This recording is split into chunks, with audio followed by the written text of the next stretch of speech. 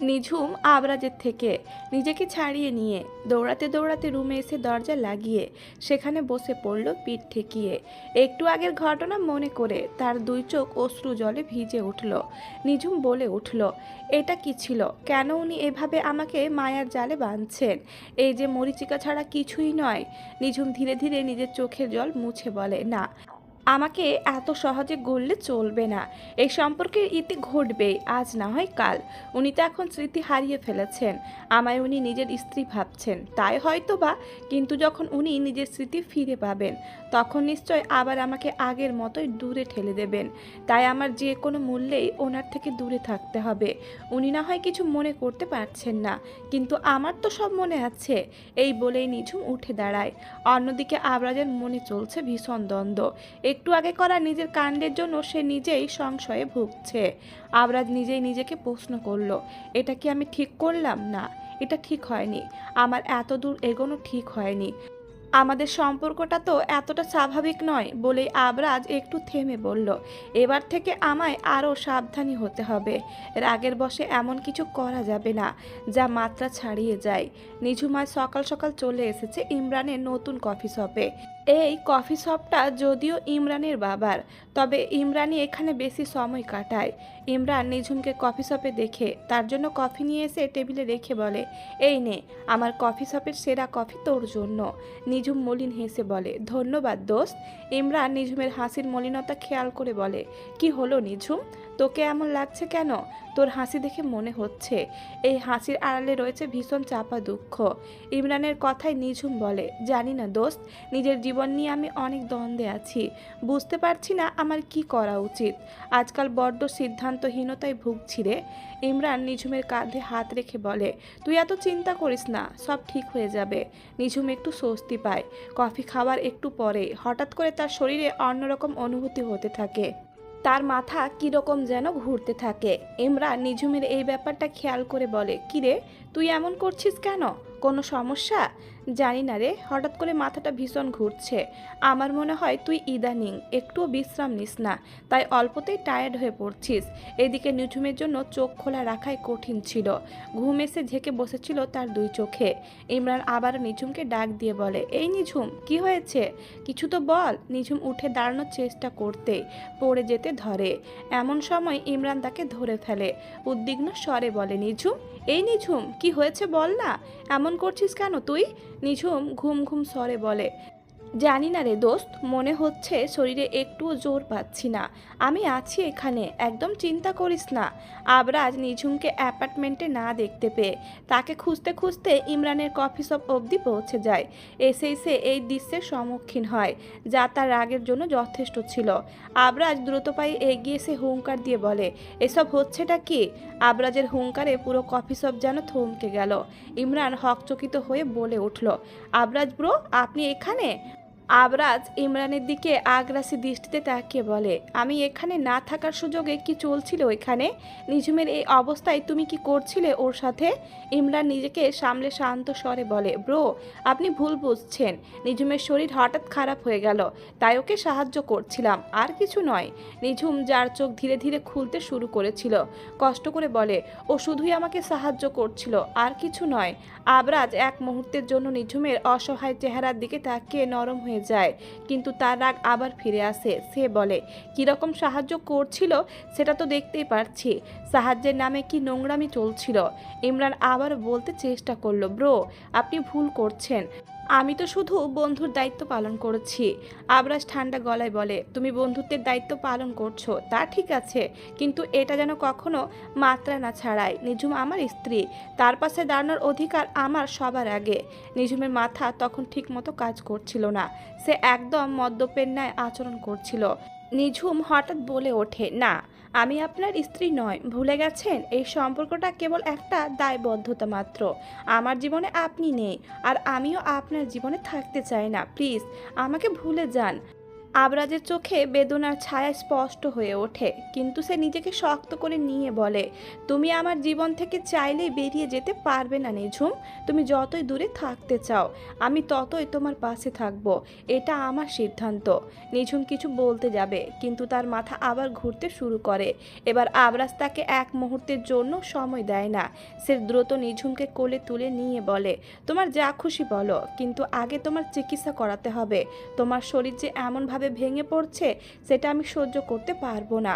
ইমরান চুপ করে দাঁড়িয়ে থেকে আবরাজের দৃঢ়তা আর কেয়ারিং দিকটা লক্ষ্য করছিল। তার মনে হলো আবরাজ আর নিঝুমের সম্পর্ক যতই জটিল হোক, সেখানে একটা অদ্ভুত টান আছে। কফি শপ থেকে বেরিয়ে আসার সময় আবরাজ নিচু গলায় বলে, ইমরান তুমিও ওর বন্ধু, ভালো, কিন্তু আরেকবার এমন কিছু হলে আমাকে জানিও। ইমরান হালকা মাথা নেড়ে সম্মতি জানায়। আবরাজের গাড়িতে বসে নিঝুম চোখ বন্ধ করেছিল। সে যেন সম্পূর্ণরূপে জ্ঞান হারিয়ে ফেলেছিল। নিঝুমের জ্ঞান ফিরতে সে নিজেকে আবরাজের রুমে আবিষ্কার করে। আবরাজ ঠিক তার সামনেই বসেছিল। নিঝুম চোখ খুলেই বলে, আপনি এখানে? সে চোখ বন্ধ করে কিছু মনে করার চেষ্টা করে। এতপর বলে, আমার তো যতদূর মনে হচ্ছে আমি ইমরানের কফি শপে ছিলাম, তাহলে হঠাৎ এখানে কিভাবে এলাম? আমি তোমাকে এখানে নিয়ে এসেছি। নিঝুম হতবাক স্বরে বলে, আপনি? কিন্তু আমার হঠাৎ করে মাথা ঘুরিয়ে উঠল। আর আবরাজ বলল, শোনো, তোমাকে একটা কথা বলি। তোমার এই বন্ধু ইমরানকে আমার একদম সুবিধার লাগছে না। আমার তো মনে হয় ও তোমায় এমন কিছু খাইয়েছে যার ফলে তুমি নিজের জ্ঞান হারিয়ে ফেলেছিলে। তোমাকে দেখে আমার মনে হয়েছিল যে তোমার ওপর কোনো মেডিসিন বা এই জাতীয় কোনো কিছুর প্রভাব ছিল। নিঝুম এর তীব্র বিরোধিতা করে বলে, আপনি ভুল ভাবছেন। ইমরান আমার ছোটবেলার বন্ধু। ও কেন এরকম করবে? এসব করে ওর কি লাভ? কার কী লাভ সেটা আমি জানি না। আমার যা মনে হয়েছে আমি তাই বলেছি। আপনার কোথাও একটা বুঝতে ভুল হয়েছে। ইমরানকে আমি অনেক ভালো করেই চিনি। ও এমন কিছু করবে না। আমার শরীর হয়তো হঠাৎ দুর্বল হয়ে গেছিল, আর তাই। আবরাজ একটা দীর্ঘশ্বাস ফেলে বলে, কাউকে এতটা অন্ধবিশ্বাস করো না নিঝুম। দিন শেষে এটা তোমারই বিপদ ডেকে আনবে। যাই হোক, তুমি এখন বিশ্রাম নাও, আমি পাশের রুমে আছি। আবরাজ এই বলেই চলে যায়। নিঝুম আবরাজের যাওয়ার দিকে তাকিয়ে বলে, আজকাল ওনাকে দেখে আমার কেন এত মনে হয় ওনার সাথে আগের আবরাজ খানের অনেক তফাৎ। একটা মানুষের এত রূপ কিভাবে হতে পারে? এতপর কিছু একটা ভেবেই সে বলে, যাই হোক না কেন, আমায় ওনার এসব কথা ভুললে চলবে না। এসব তো ওনার স্মৃতি না থাকায় উনি বলছেন। স্মৃতি ফিরে পেলেই ঠিকই আমায় আগের মতোই দূরে ঠেলে দেবে। এই বলেই সে শুয়ে পড়ে এবং ঘুমানোর চেষ্টা করে। নিঝুমের ঘরে গভীর নীরবতা। মিটমিটে আলোয় বিছানায় শুয়ে থেকেও তার চোখে ঘুম নেই। আবরাজের কথাগুলো তাকে অস্থির করে তুলেছে। কাউকে এতটা বিশ্বাস করো না নিঝুম। বিশ্বাসী একদিন তোমার সর্বনাশ ডেকে আনবে। আবরাজের মুখ থেকে বলা এই কথাগুলো যেন কানে বারবার প্রতিধ্বনি হয়ে বাজছে। নিঝুম ভাবছে, ইমরান কি সত্যিই তার ক্ষতি চাইতে পারে? ছোটবেলা থেকে ইমরান তো সবসময় তার পাশে থেকেছে। তার অন্যতম বড় একটা ভরসার জায়গা ছিল ইমরান।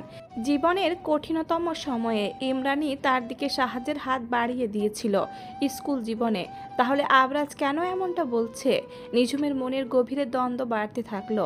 ইমরানকে বিশ্বাস করতে গিয়ে সে কি কোনো ভুল করছে, নাকি আবরাজ ইমরানকে ভুল বুঝছে? উনি কি আমার ভালো চান, নাকি এটা শুধুই ওনার রাগ বা হিংসা? নিজের মনের প্রশ্নে বারবার জবাব খুঁজতে গিয়ে নিঝুম আরও বিভ্রান্ত হয়ে পড়ে। অন্যদিকে আবরাজেরও ভেতরে তোলপাড় চলছে। বিছানায় শুয়ে থাকা তার জন্য অসম্ভব হয়ে গেছে। বারান্দায় এসে দাঁড়িয়ে আকাশের দিকে তাকিয়ে সে আপন মনে বলে, আমি কি নিজের অধিকারের বাইরে চলে যাচ্ছি? নিঝুমের জীবনে আমার হস্তক্ষেপ করার অধিকার আসলেই কি আছে? ওকে বলা আমার কথাগুলো কি ওর জন্য বাড়াবাড়ি হয়ে গেল? নিজের মনের সঙ্গে লড়াই করতে করতে আবরাজ ধীরে ধীরে একটা সিদ্ধান্তে পৌঁছানোর চেষ্টা করে। সে ভাবে, আমি কি নিঝুমকে শুধু একজন দায়িত্ব হিসেবে দেখি, নাকি সে আমার জীবনের এমন এক অংশ হয়ে গেছে যাকে ছাড়া আমি অচল? গভীর রাত। নিঝুম চোখ বন্ধ করে শুয়ে থাকলেও তার মনে শান্তি নেই। আবরাজের বলা কথাগুলো তার মাথায় বারবার ঘুরপাক খাচ্ছে। ইমরান কি সত্যিই এমন কিছু করতে পারে যা তার ক্ষতির কারণ হবে, নাকি এটা আবরাজের মন গড়া অভিযোগ?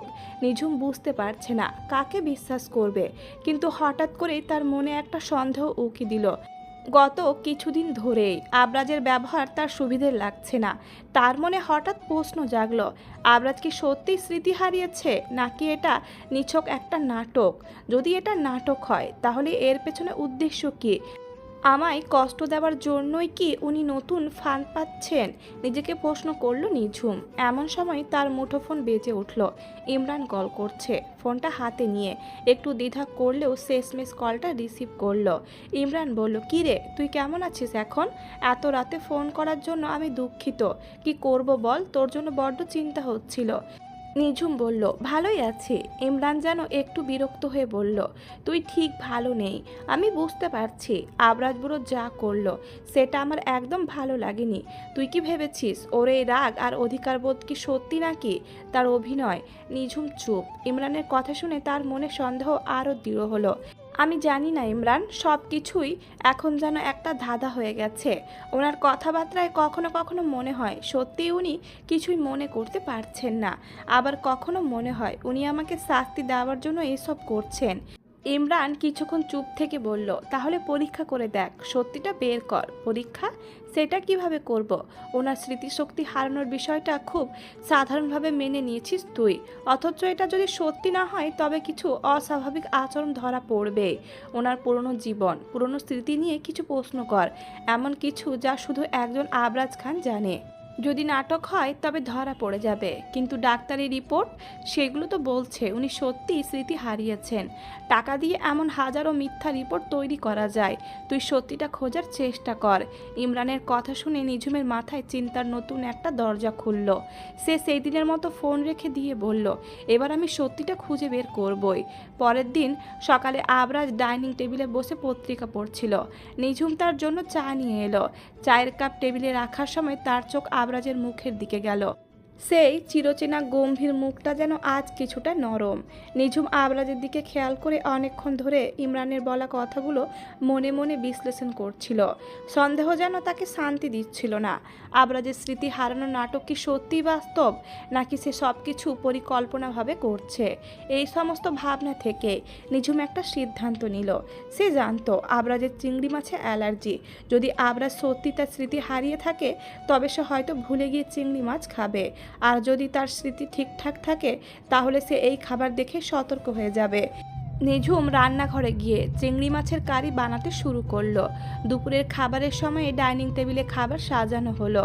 নিঝুম স্বাভাবিক থাকার ভান করছিল, কিন্তু তার ভেতরে অস্থিরতা যেন বেড়ে যাচ্ছিল। নিঝুম রান্না শেষ করে আবরাজকে পরিবেশন করার পর হেসে বলল, আজ একটা স্পেশাল ডিশ বানালাম, চিংড়ি মাছের কারি। আশা করি এটা আপনার খুব পছন্দ হবে।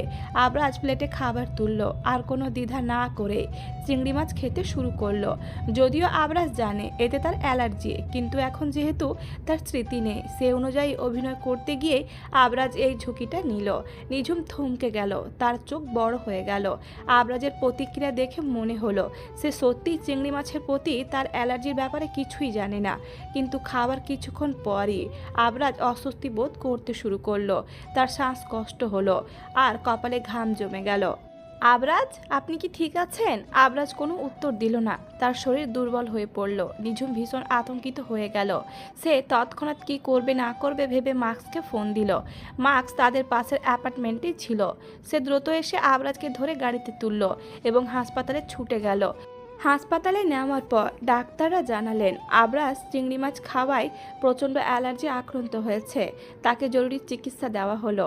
তাদের ভীষণ রাগও হলো যে কেন আবরাজকে চিংড়ি মাছ খাওয়ানো হলো।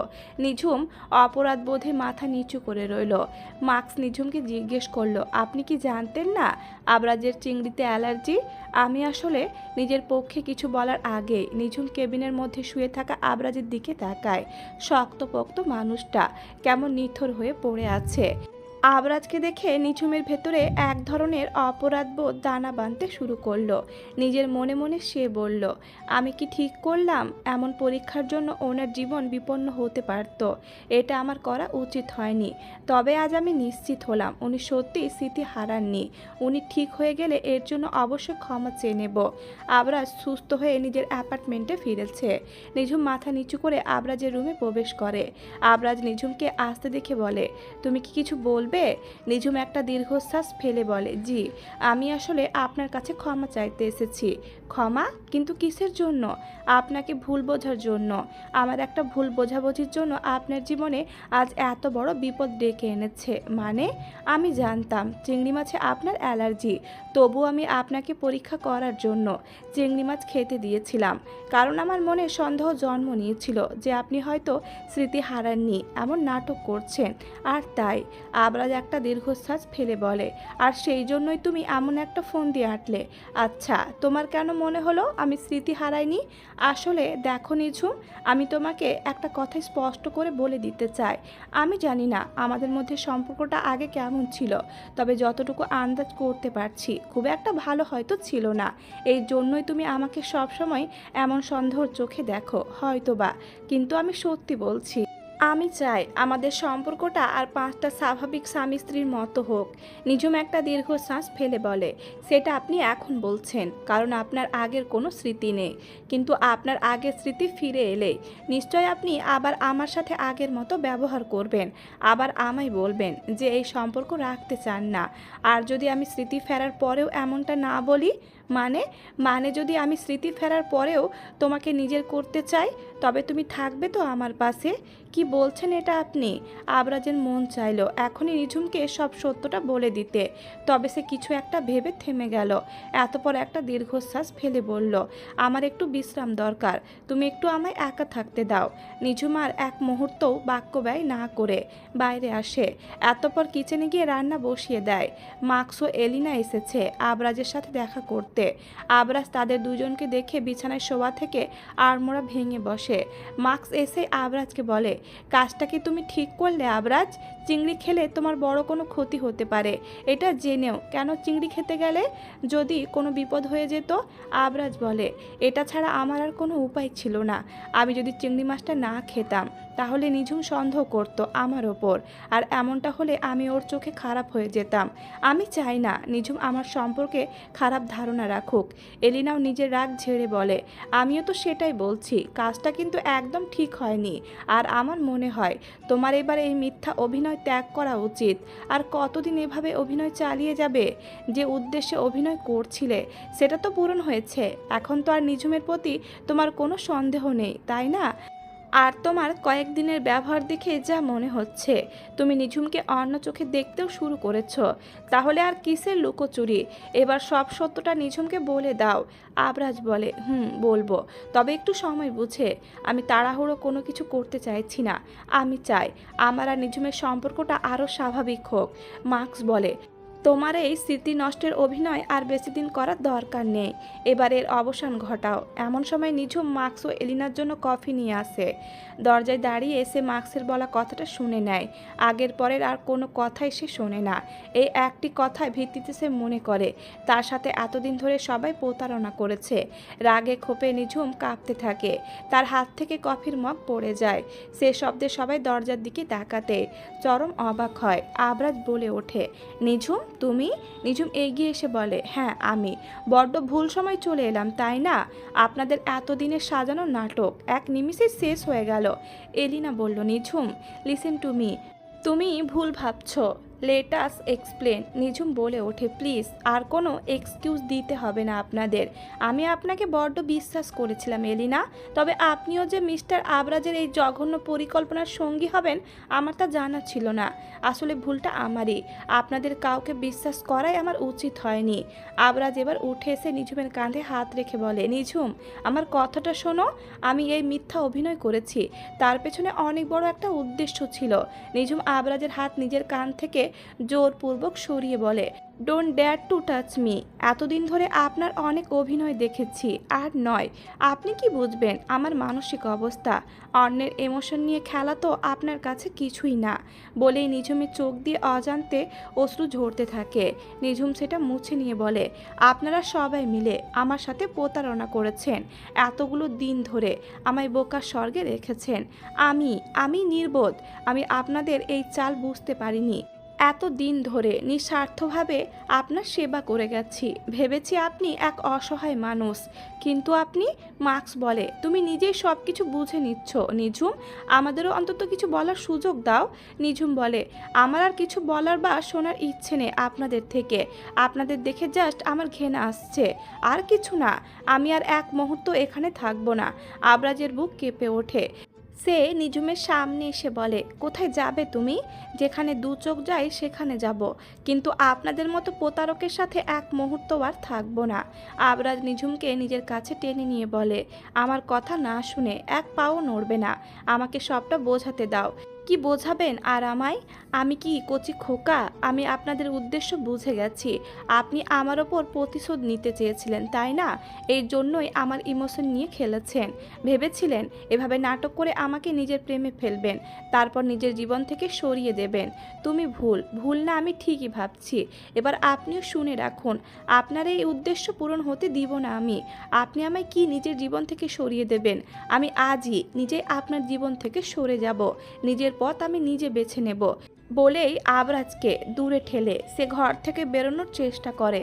নিঝুম বলে, আমায় যেতে দিন, না হলে কিন্তু ভালো হবে না। আবরাজ ইশারা করে মাকস এলিনাকে বেরিয়ে যেতে বলে। তারা বেরিয়ে যেতে আবরাজ ঘরের দরজা লাগিয়ে বলে, আমি তোমার ওপর জোর করতে চাইনি, কিন্তু তোমায় ধরে রাখার জন্য এবার আমায় এটা করতেই হবে। বলেই আবরাজ নিজের শার্ট খুলতে শুরু করে। নিঝুম ভয় পেয়ে বলে, কি করছেন এটা? তোমাকে নিজের কাছে ধরে রাখার ব্যবস্থা, প্লিজ এটা করবেন না। আবরাজ নিঝুমের অনুনয় শুনল না, জোর করে তাকে বিছানায় ফেলে দিল। এতপর তার ওপর নিজের পুরুষত্ব দেখালো। নিঝুমের চিৎকার ঘরে এক লোমহর্ষক পরিস্থিতির সৃষ্টি হলো। নিঝুম মেঝেতে বসে আছে, তার চোখ দুটো বন্ধ, সেই চোখ দিয়ে অনবরত অশ্রুপাত হয়ে চলেছে। অন্যদিকে বিছানায় বসে আছে আবরাজ, তার দৃষ্টি আনত। নিজের কাজে এখন তার বেশ আফসোস হচ্ছে। আবরাজ বুঝতে পারছে জেদের বশে অনেক বড় ভুল করে ফেলেছে সে। এভাবে নিঝুমের ওপর জোর করে অধিকার বিস্তার করা উচিত হয়নি তার। এটা নিঝুমের অধিকার হরণ করেছে।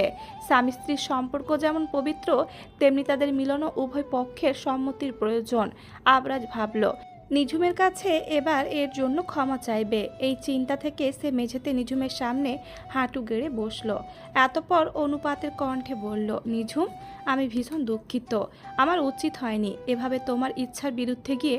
আমি স্বীকার করছি আমি ভুল করেছি। যাই হোক, আমরা বিষয়টা নিজেদের মধ্যে মিটমাট করে নিতে পারি। নিঝুম এবার চোখ খুলে, তার চোখ একদম রক্তিম বর্ণ ধারণ করেছে। রাগে ক্ষোভে সে আবরাজকে ধাক্কা দেয় যাতে আবরাজ পড়ে যায়। আবরাজ অবাক চোখে নিঝুমের দিকে তাকায়। নিঝুম গর্জে উঠে বলে, ভুল? এটা আপনার ভুল? আপনি যা করেছেন তা কতটা জঘন্য আপনি জানেন? আপনি আমার ইচ্ছার বিরুদ্ধে আমায়। নিঝুম ডুকরে কেঁদে ওঠে। আবরাজ বলে, প্লিজ তুমি এভাবে কেঁদো না, বিষয়টাকে আর কঠিন করে তুলো না আমার জন্য। নিঝুম উঠে দাঁড়ায়, চোখের জল মুছে বলে, অনেক সহ্য করেছি আমি, আর না। একে তো আপনি আমার সাথে প্রতারণা করেছেন, তার উপর আপনি আমার ইচ্ছার বিরুদ্ধে জোরপূর্বক আমার সাথে শারীরিক সম্পর্ক করেছেন। এটা হতে পারে যে আপনি আমার স্বামী, কিন্তু শারীরিক সম্পর্কের ক্ষেত্রে উভয় পক্ষের সম্মতি প্রয়োজন। তার থেকে বড় কথা, আমাদের সম্পর্ক তো আর 4-5টা দম্পতির মতো নয়। আমাদের সম্পর্কটা কেমন সেটা আপনিও জানেন। তবুও আপনি কিভাবে এত নীচ একটা কাজ করলেন? আবরাজ বলে, আমি সব কিছু ঠিক করে দেব। আমি তোমার সাথে সংসার করতে চাই নিঝুম। আমরা চাইলে আমাদের সম্পর্কটা ঠিক করে নিতে পারি। এত কিছুর পর আপনি কোন মুখে এসব কথা বলছেন? আমার ইচ্ছার বিরুদ্ধে আমার আত্মসম্মানকে আঘাত করে আপনি ওহেন কথা বলতে পারেন না। আপনি আজ যা করলেন তার চরম মূল্য আপনাকে দিতে হবে। কি ভেবেছেন এসব করে আমায় আটকে রাখবেন? পারবেন না। আমি এখনই এখান থেকে চলে যাব। আপনার সাথে আর এক সেকেন্ডও থাকার ইচ্ছে আমার নেই। বলেই নিঝুম যাওয়ার জন্য পা বাড়াতে আবরাজ তার পথ আটকে দাঁড়ালো। বলে উঠল, আমি তোমাকে কিছুতেই যেতে দেব না নিঝুম। আমার সামনে থেকে সরে দাঁড়ান। আমাকে আটকানোর আপনি কেউ নন। নিঝুম, চোখ রাঙাবেন না। আপনার এই চোখ রাঙানিতে আমি ভয় পাই না।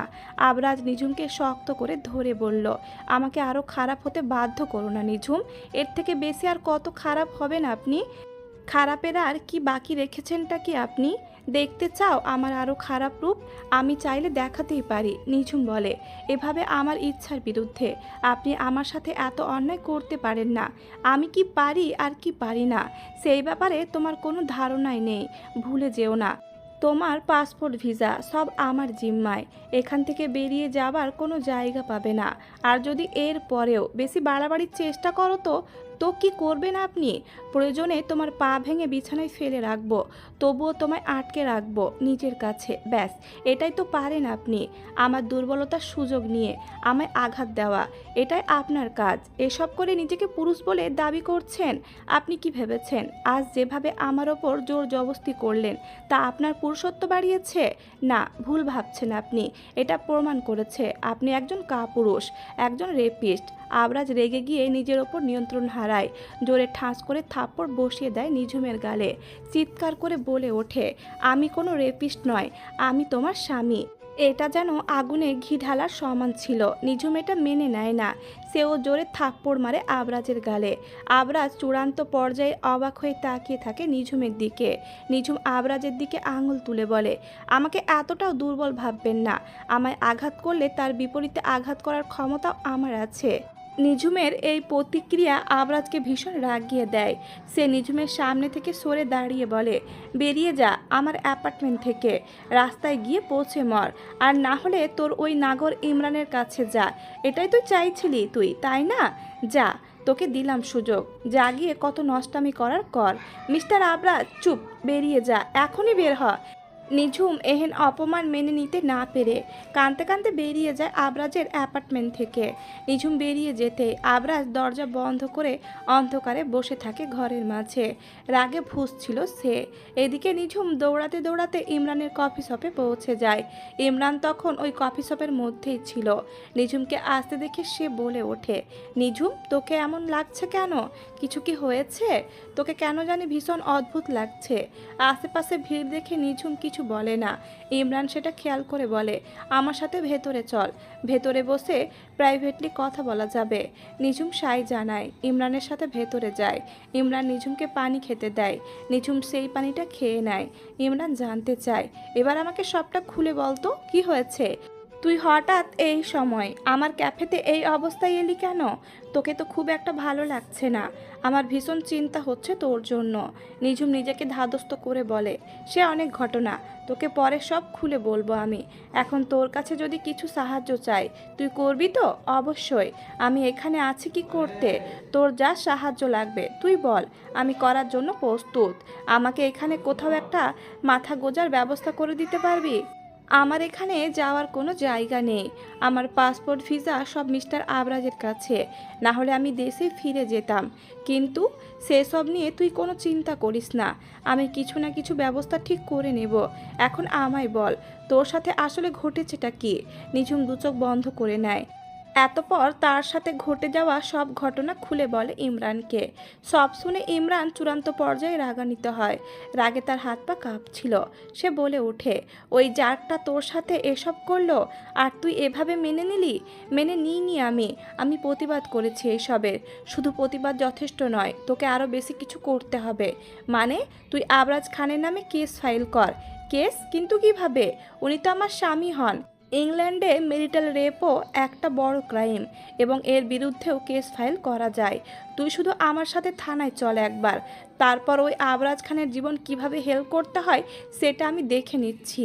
ও তোর সাথে যা অন্যায় করেছে তার ফল ওকে পেতেই হবে। কিন্তু এটা কি ঠিক হবে? আলবাত হবে। তুই শুধু আমার সাথে থানায় চল, এর একটা বিহিত করতেই হবে। আমাকে একটু ভাবার জন্য সময় দে, আমি দেখছি কি করা যায়।